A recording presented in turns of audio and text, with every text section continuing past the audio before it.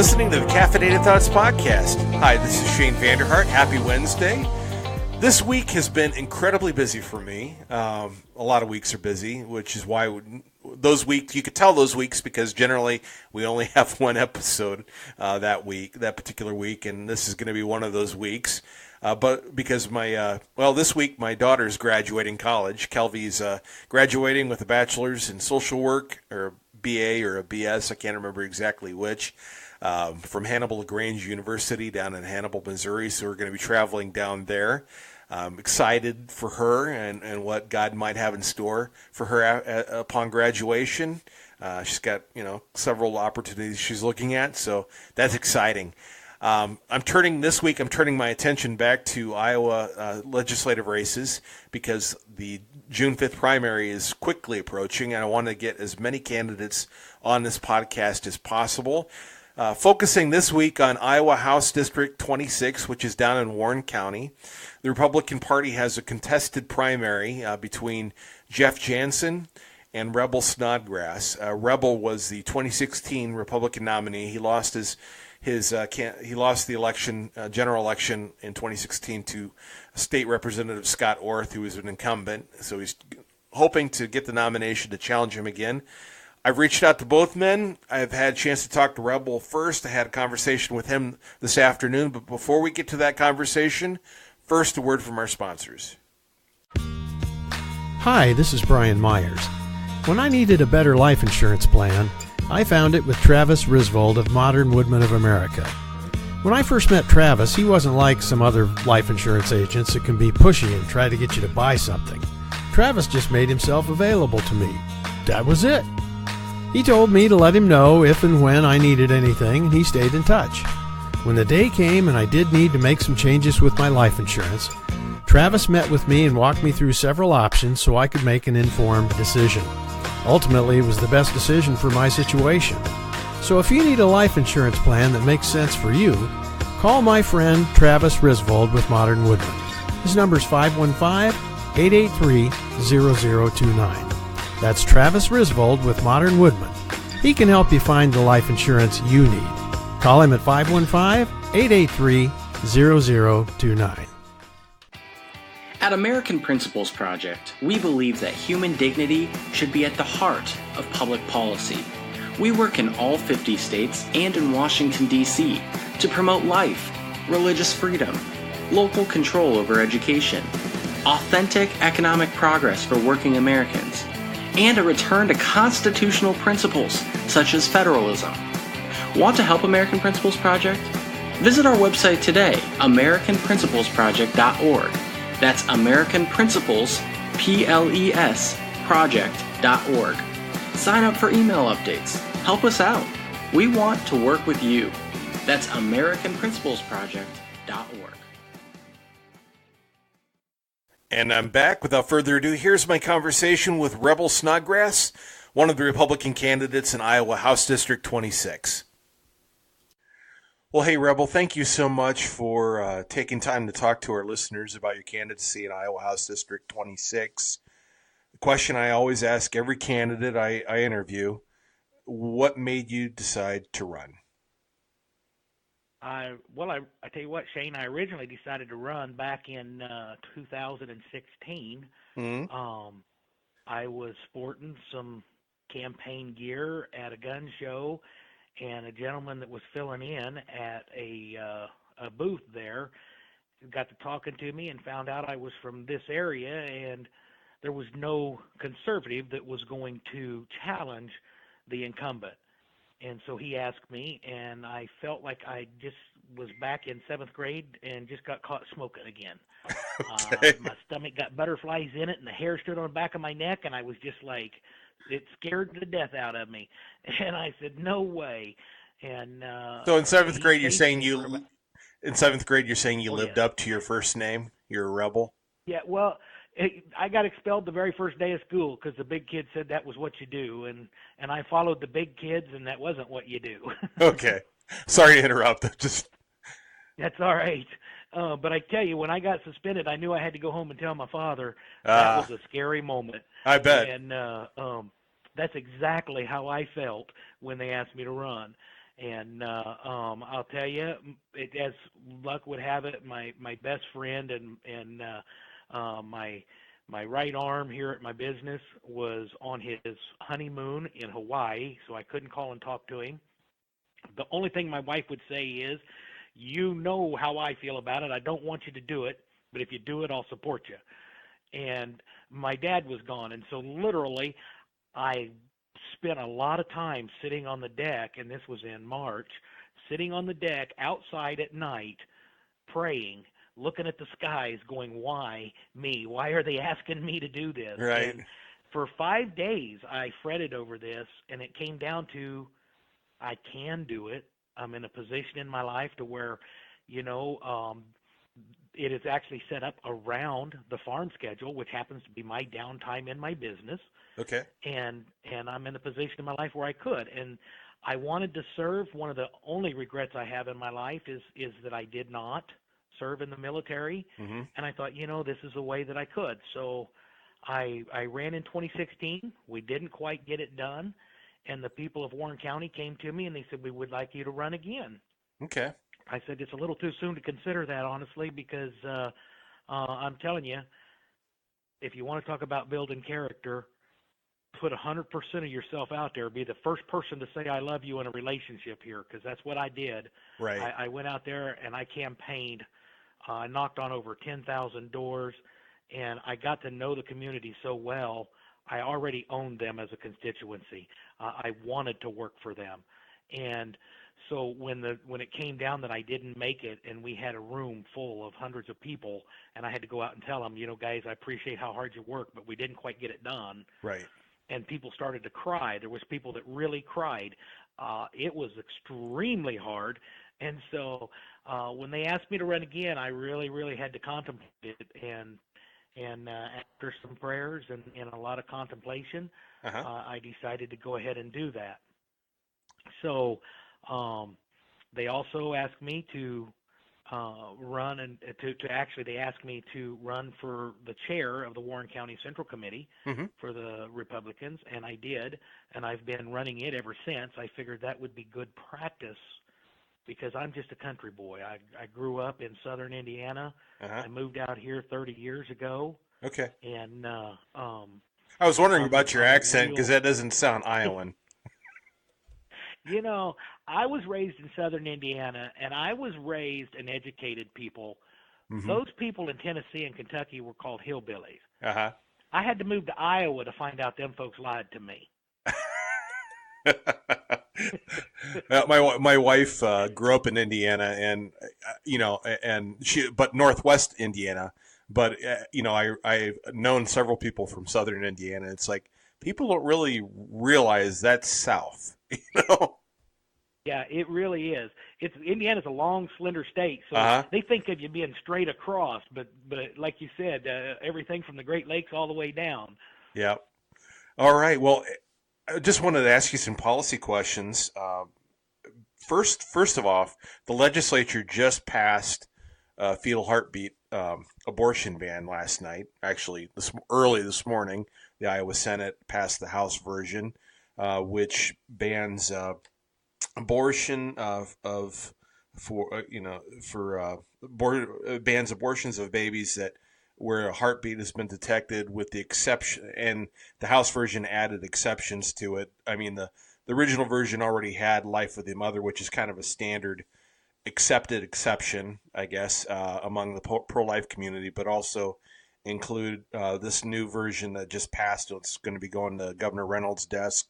Includes exceptions for rape, incest, fetal abnormalities, which generally these are exceptions that a lot of pro-lifers don't accept, but I think a lot of people held their nose because they felt like it was, better than the alternative. It's better than the alternative. How would you approach that bill if you were in the Iowa House? I would have voted for either version of that bill. Okay. I would have stepped up and proudly voted for the version that they passed, and I would have voted for it prior as well, without those exceptions. I am pro-life from conception to natural death. So you'd support a personhood bill as well? I would. Okay. I absolutely would. I am actually, I believe that I'm on register as that because they called and asked me. Okay. I haven't checked with person at Iowa, so. I believe that if I'm not, I believe that's the case. Okay. All right. So, I just also want to ask, should there be criminal penalties? Because right now, the House version, there's never been criminal penalties for moms. That's just not something that most people in the pro-life community want to push. But the Senate version had criminal penalties for abortionists. The House version stripped the criminal penalties out and instead had discipline through the Iowa Board of Medicine. Where do you land on that? What's your thinking on that? Because I know some people probably think, all right, we're going to pass this, so it's done. We're not going to have to deal with this again. But folks like me think this is just, you kick the field goal, but the game's not over. Right. I mean, this is good, but this is not the end of the game. I don't want this to view this as victory. So, what are your thoughts on that? That's exactly where I'm at. I was really disappointed last year when they passed the 20 weeks, and I seen people there that were pro-life, and they were being really rude and obnoxious because they didn't feel they went far enough. Right. And as you say, I was very happy. I was like, wow, they got that field goal there. What I seen I seen people out there going, wow, you mean you can do it after 20 weeks? I'm like, this is great. They actually started a conversation. It's a forward movement. It's bringing it into the light. Right. I definitely would like to see. I'm always for moving that field goal. Sometimes you don't get to go all the way, but I'm always for moving closer to that goal. Right. I think I think we're going to see abortions continually be reduced because I think that I know liberals will say it's because we're passing out free birth control, but I think I think the younger generation has just their attitude towards abortion is changing. I think we're seeing more and more young people become pro-life and say, hey, stop killing my generation, basically. And they're standing up for life. And I that's one, there's some things about millennials that have disappointed me, but this isn't one thing that has. I mean, they've actually been pretty good on the life issue. And I think we'll see that continue. But I think we're going to have a, it's going to be a comprehensive effort of not just obviously legislation, but also more importantly, we're winning hearts and minds and winning culture and changing people's minds. That I think it's going to eventually lead to seeing more, fewer and fewer abortions. I think we're all, because we're sinful people and we live in a broken and sinful world, we're probably going to always have, this among us, whether they're pursuing abortions illegally or whether they could still get them legally. But it's good to see I guess there's not really a question there. I'm just making a statement, but there's. Well, I tell you something, Shane. This really is something that is close to my heart. Mm-hmm. My wife and I are not able to have kids. Okay. And it cost so much. Yeah. Through adoption or other avenues to start a family, that young families can't do it. And now my wife and we're fortunate, we're blessed, and it wouldn't be easy, but we could scrounge together and make that happen now. But now we're looking and I'm going, I'm 52. Right. Is it even fair to be that old and to bring a child into our lives?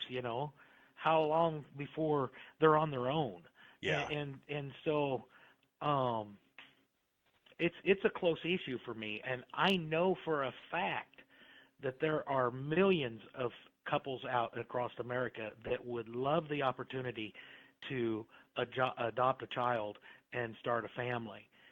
And I think it needs to be there's less of a stigma on adoption. Right. It needs to be easier for adoption, mm-hmm. less costly.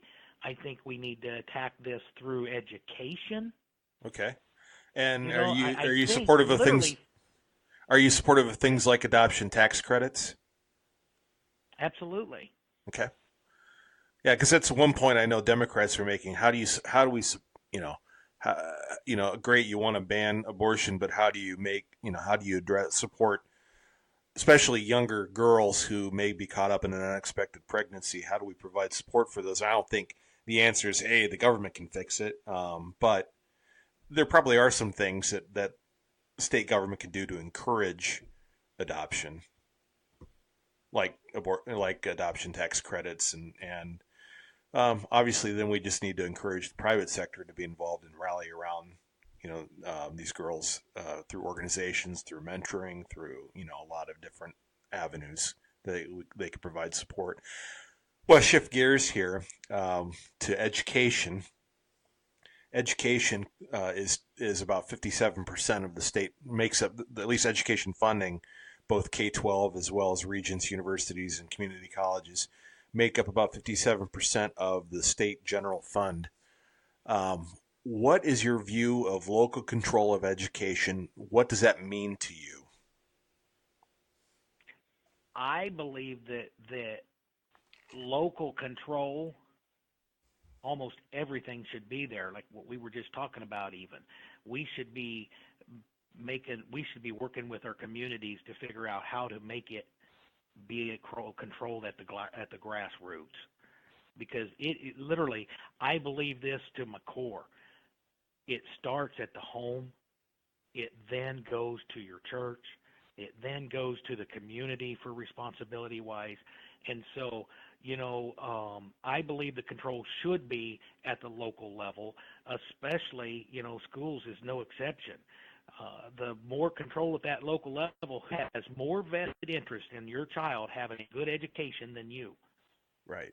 And so if that control is where you as a parent can go to the meetings and hold their feet to the fire, if you will, mm-hmm. to be doing the right thing, you're going to have a better level of education, and your dollars are going to be being spent a lot wiser. Right. Should the Iowa Department of Education continue to chase after federal education grants?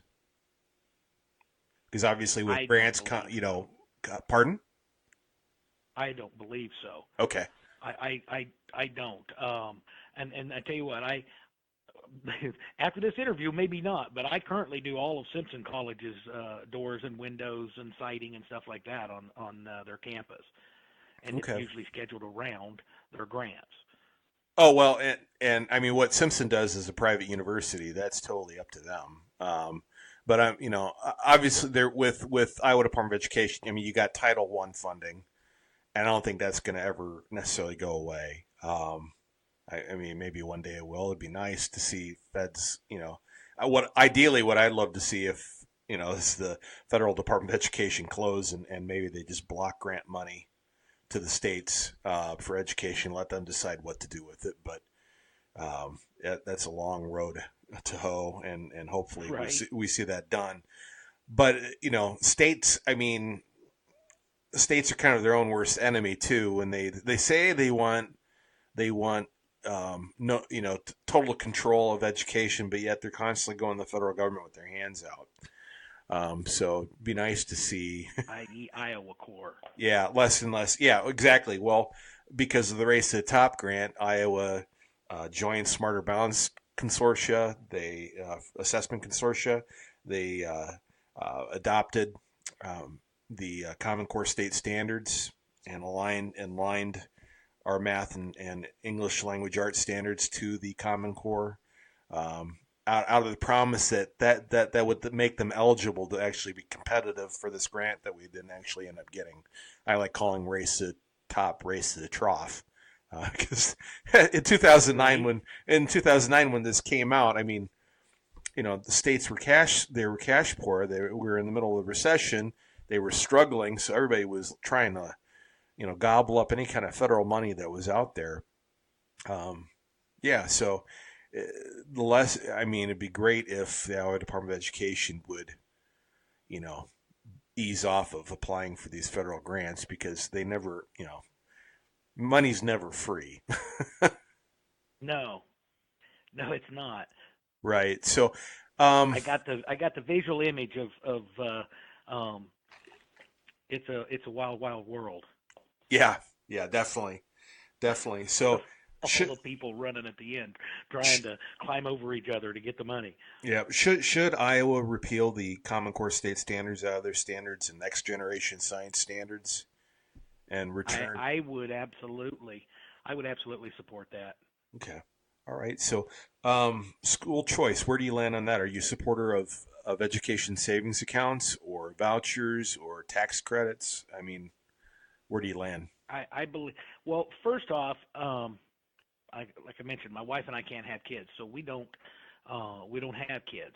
Right. But I don't think that should alleviate me from paying my share of taxes. I proudly pay my taxes that I know is going to the school to help our community, and I'm 100% behind that.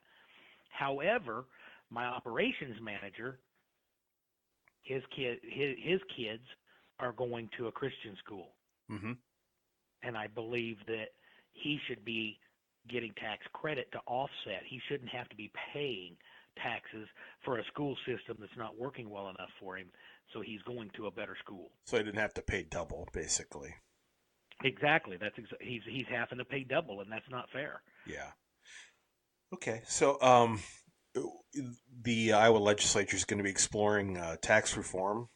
They say anyway. We're still waiting to see the bill that's being introduced. That was a compromise between the Iowa House and the Iowa Senate and Governor Reynolds. Where do you land on tax reform? How should Iowa approach tax reform and tax relief? And folks on the left are saying we can't afford it. How would you respond to that? Well, the folks on the left really, really like to spend money. Yeah, that's true. And I'm a businessman, and I understand the principles of finance. We can afford it. We're overspending, and that's an issue. But here's what you got to think about. If you want to grow the state, both in people and in businesses, you're going to have to be competitive on your tax structure. And right now, prior to this getting signed into law, we have a 12% tax on corporates.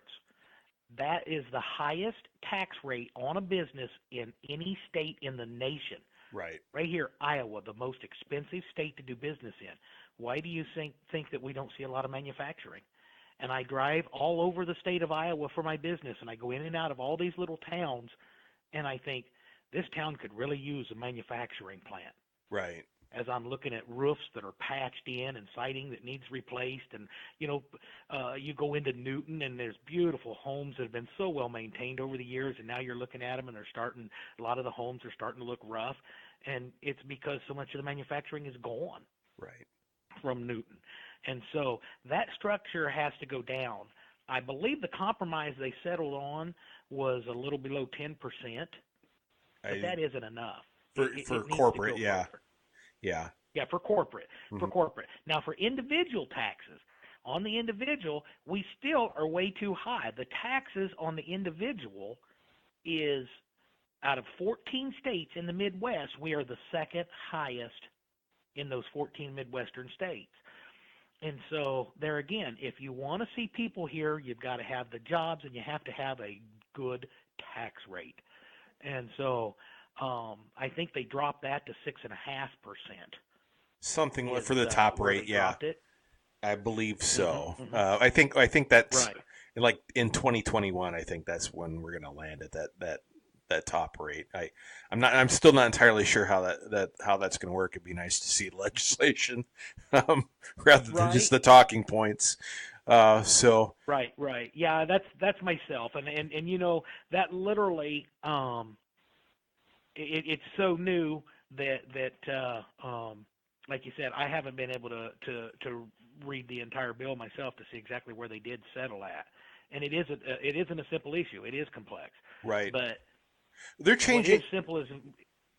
Go ahead. Go ahead. Well, What is simple You first. I'll shut up. Okay. What is simple is the second highest individual tax rate out of the entire Midwest and the highest corporate rate in the entire United States. It's pretty simple to understand. You're paying too much taxes and that we need to get that down. Right. Okay. What I was going to ask is one of the things in the compromise is addressing internet sales tax.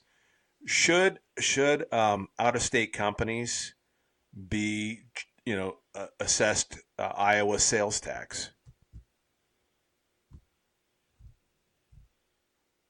I am never for adding new taxes. Okay.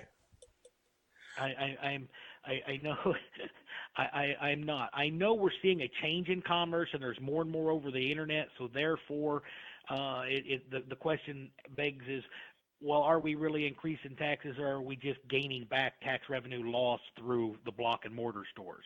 Right. Yeah, and I understand the brick and mortar stores' perspective on internet sales tax, but on the other hand, it's like, ultimately who you're hurting is consumers. So exactly. And the thing is, I don't even know who said this, but the government can't give you anything it doesn't take first. Right. So, and I have never seen the government spend money wiser than I spend my own dollar. Right. That's true. I had somebody say, "Oh, they, it's just a few dollars. They could just keep their money so we can, fully fund K-12 education and yada this and that." And it's like, man, I could decide how to spend that money far better than the state of Iowa can. Speaking of which, kind of shifting gears a little again, one of the common complaints is we can't afford this tax reform package. We can't afford tax relief, but yet tax revenue, even though the revenue estimating conference has been off in their projections, tax revenue keeps increasing. But our spending is increasing at a faster rate. So, my contention is we have a spending problem, not a revenue problem. If you're elected, how would you address the spending problem? Well, that's actually probably the toughest question you've asked me. There's no magic bullet. I know there's no silver bullet approach. I'm good. I'm wanting to tap out on this one. I don't. One of the things is that anybody that knows me knows that I'm not a politician. Right. And I just tell you what it is, and I really can't give you a good answer to that. I can tell you that I will bring with me my conservative values, and I am very good at business. Okay. And so I will bring that with me, and I will do the hard work. I will put the time in and learn where the money is all going. Okay. And work at fixing that. But I believe so much of it is because of ongoing obligations that definitely have been put in place. Yeah, I mean, you have the Medicaid issue because that's always going to be something that seems to be growing, and I know they tried to reform that through privatization, and I'm not sure that's going the way they wanted. I think there's some issues with that as well. Obviously, as our student enrollment grows in the state of Iowa, education funding will have to grow. So just by a nature of just our population growing, there will definitely be growth in the budget. I don't think you can necessarily stop that. But it's a balance of growing. As the population grows, so does the tax base. Right, absolutely. And I guess the question being is like with education, people are saying fully fund K-12. We need more. And I never hear how much more is either. And I know that's a complicated answer because school districts are different and their county tax base, their actual property tax base differs by school district as well, which plays into that. So what does that look like? How should that be reformed? Then, of course, we got the state also has a huge obligation for the property tax backfill for counties and municipalities. Is that something that should continue for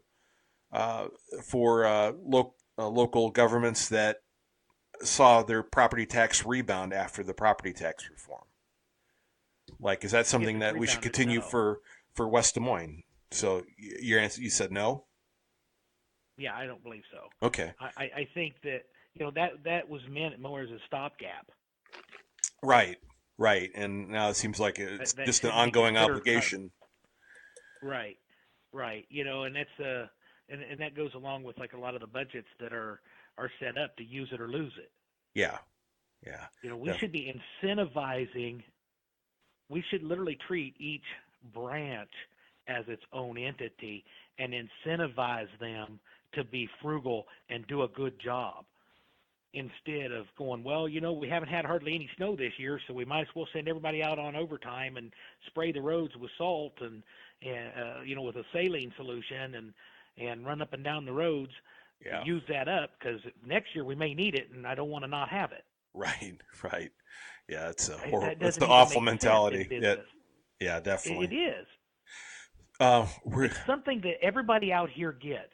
I don't care. Like I said, I knocked on over 10,000 doors, and I talked to Republicans, Democrats, Independents, and very few people don't get that concept. Yeah.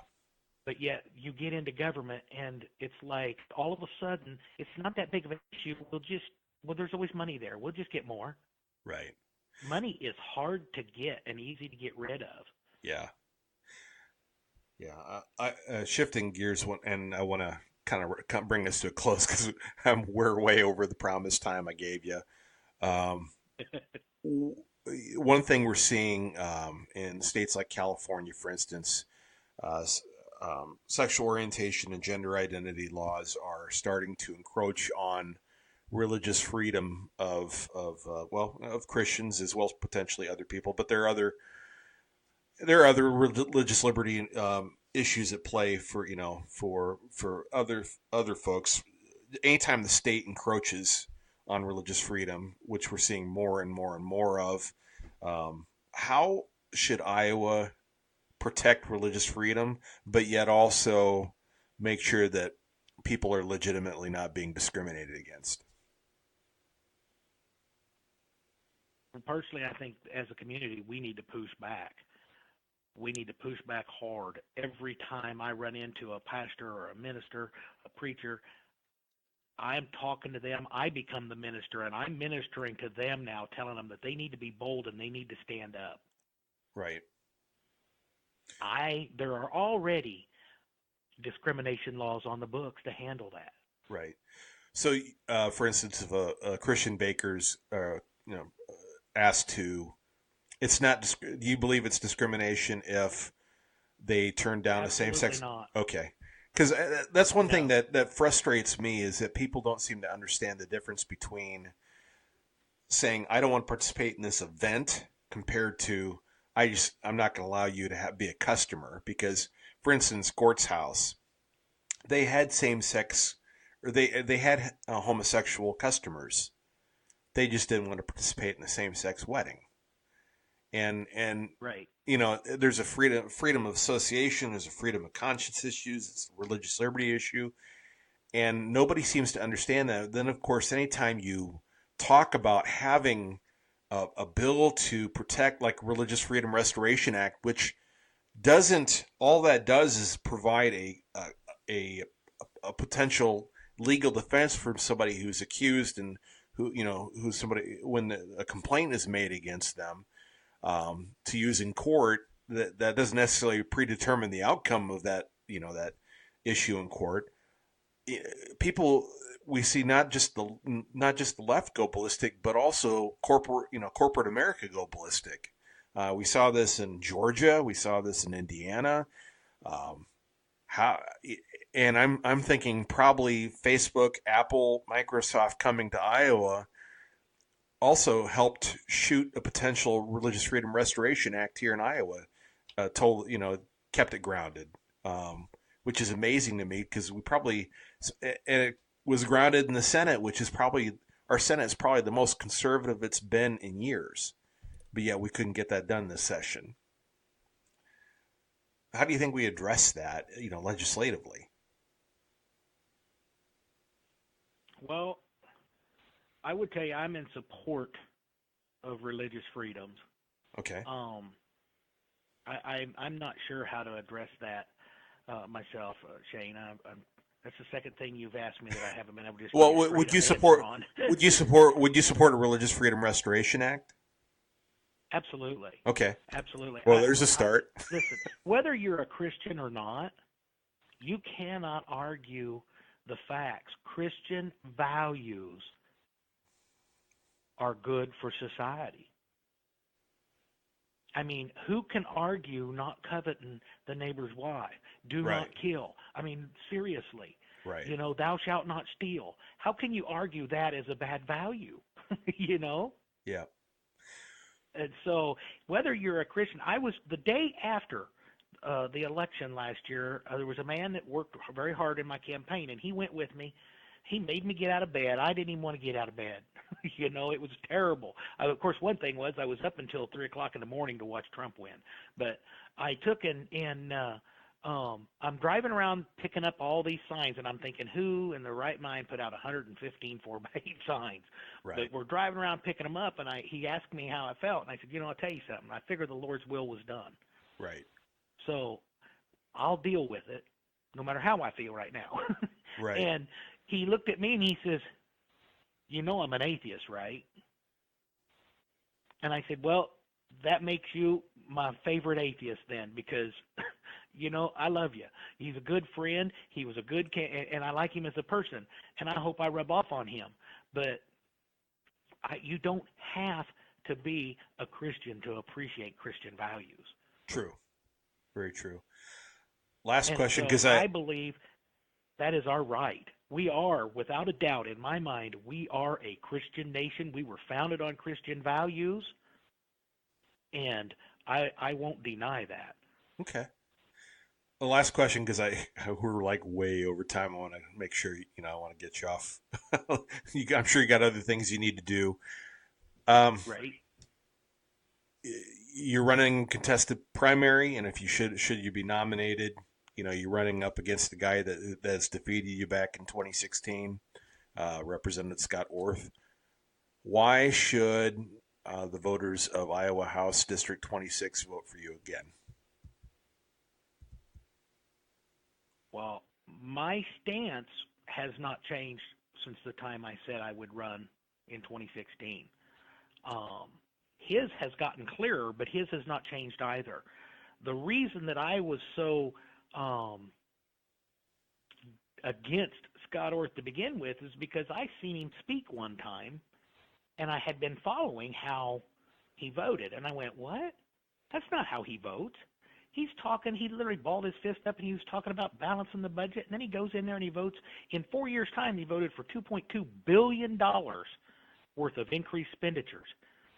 That's a $704 for every man, woman, and child tax in the state of Iowa. But yet he's telling people he's frugal. And so I'm watching how he votes versus how he talks. And I reached out to him a couple times about that. And that's, like I said, that's kind of how this whole thing come about, is I was paying attention. So when they asked me to run against him, I knew what was there. I am the same conservative. The first thing I did was I got online and I printed off the Constitution for the state of Iowa. Now, a lot of people laughed at me about that, but I believe in that guiding document. Yeah. And so I printed it off so I could study it, because I won't cross that. I won't cross our founding fathers and the law of the land. You take an oath when you go in there, and I will follow that exact oath. So I'm that guy that I said I was then. I'm still that guy. Now, his positions have gotten clearer because he has voted even more. Right.